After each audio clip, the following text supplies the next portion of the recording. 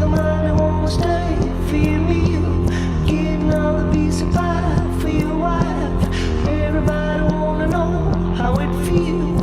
Everybody wanna see what it's like living in a big house. I don't mind. Me and this is so the best to make you money. Alright.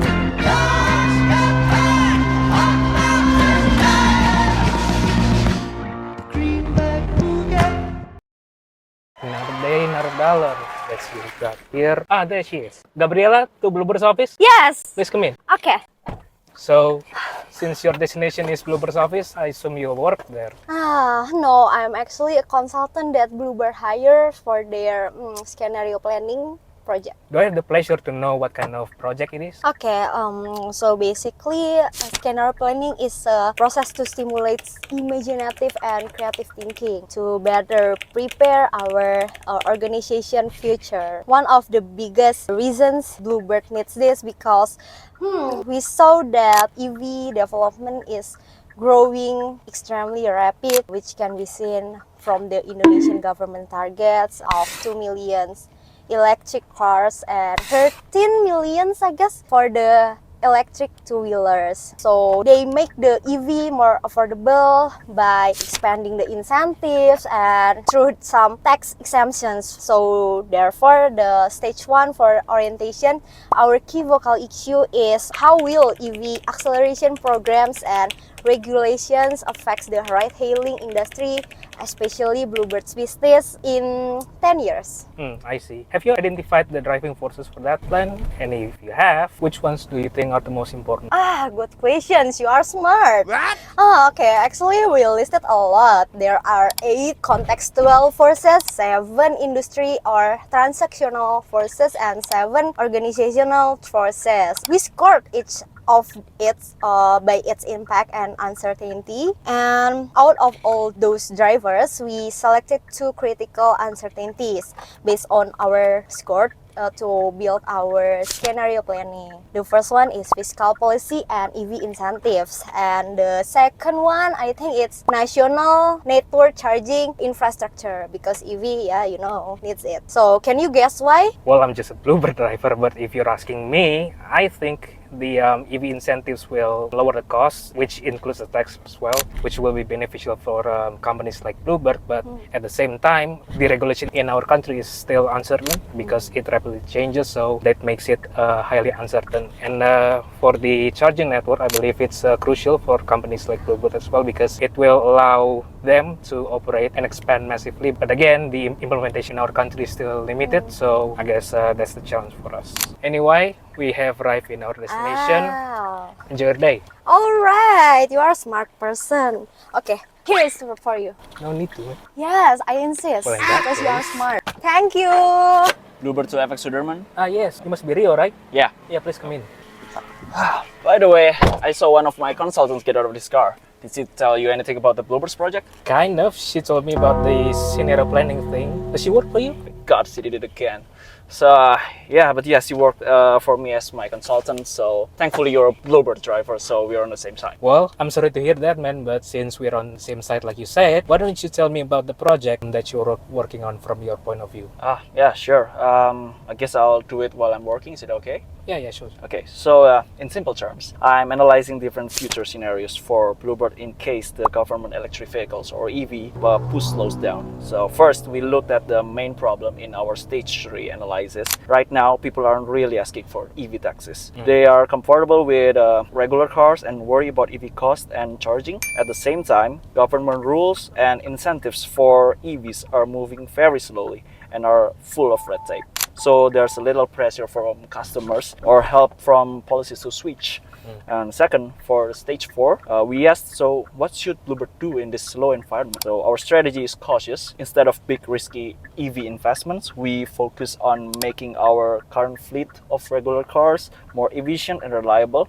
We might run a small EV pilot project just to learn. Our main goals are to keep cost low and lobby gently for better government support, but without expecting quick changes. Finally, for the stage 5, we identified early warning signs, things that would tell us this slow scenario is changing. We are watching for a few key signals. So first, like social shift, like if people start protesting for air more pollution more, or if rivals like Grab launch their own EV fleets. Second, policy triggers such as a new minister taking charge who loves green tech, or Jakarta banning old cars in certain areas. Third, infrastructure and tech. If companies like PLN suddenly build lots of charging stations, or if EV prices drop fast. And fourth, investor pressure. If our own shareholders demand we go green. Then the global push, if Indonesia gets serious pressure from other countries to cut emissions. So my job is to prepare a smart, flexible plan for Bluebird. Be efficient today, but be ready to pivot fast if any of those warning signs light up. Well, I'm actually interested to know more about your project, but since we have arrived, so I'll let you go right here. No worries. By the way, thanks for the ride, man. Yeah, sure, no problem. Okay, see you. Oh, Could you what take is a it? please to the Bluebird office? We can flat for meeting. 100K, take it or leave it. Okay, fine. Okay, good. Let me guess, meeting for a scenario planning project thing? How do you know? Well, actually, one of my passengers told me about that, and it's probably your friend, Gabriela. And since we are on the way, why don't you tell me about the project from your point of view? Oh yeah, Gabriela. So I think take a different point of view. Like if the incentive for EV is low and the SPKLU infrastructure is high, then maybe you will find EVs rarely in the road, right? Then for the impact for the Bluebird, I think that maybe Bluebird will have a high cost in their investment and also their maintenance. Also, their financial attractiveness will be reduced, and also the competitive advantage in the market will not enough for them. And also the progress towards the sustainability target will be slower. But Bluebird has also options for that. It's like making a premium services, especially using their EVs, and also they can monetize their private charging stations, and also maybe making a strategic partnership, with automakers and suppliers EV from abroad. But for the scenario itself, it also have early warning signs. It's like maybe policies for ride-hailing that use EV, and also the market opportunities for the automakers and also the suppliers of EV, and also the SPKLU infrastructure will be more utilized. Fascinating. What about the other lady? So, from my analysis, there will be a situation where government push for the EV adoption, but using the fiscal incentives, but it didn't align with the infrastructure growth. So as a result, the EV adoption become a constraint despite the attractive incentives. The implication of the situation to Bluebird is that there will be high operational risk, and then high pressure for EV adoption, and then there are also high customer expectation towards the sustainable transportation. So what could be done by Bluebird is maybe they could develop their own charging station, or maybe partnering with other electricity operators, and then they could also divide their EV fleet expansion to several phases. As for the early warning signs for this situation is that there will be frequent charging delays in existing SPKLU sites, and then there also will be the rapid increase in government incentives, but without proportional SPKLU growth. And then it will also resulting in the increasing complaints from customer and industry regarding the charging access. Well, the way I see it, both of your plans seems to be quite contrast between each other, but still makes sense for me. And good news is we have arrived. So have a good day and good luck for your meeting. Well, thank you for the conversation we had. Here's Yeah, tea yeah. for you. No, that's it. Thanks. Yes, thank you. You're welcome. I love money.